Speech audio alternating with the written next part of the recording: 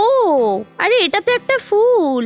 আমি এত ছোট হয়ে গেছি যে ফুলটা গাছ মনে হচ্ছে। একটা সাদা খরগোশ সেখান থেকে যাচ্ছিল আর অ্যালিসকে দেখে সে রেগে গেল। এই, তুমি দেখতে পাচ্ছ না আমার দেরি হচ্ছে? যাও বাড়ি থেকে গিয়ে এক জোড়া গ্লাভস আর ফ্যান নিয়ে এসো। কোন বাড়ি থেকে? বুঝতে পেরে যাবে, যাও তাড়াতাড়ি যাও। অ্যালিস খরগোশের ঘরে গেল এটা ভেবে আমি খরগোশের কথা কেন শুনছি? আচ্ছা তাও দেখছি কি করা যায়। অ্যালিস ঘরে গিয়ে গ্লাভস আর প্যান্ট খোঁজা শুরু করে দিল।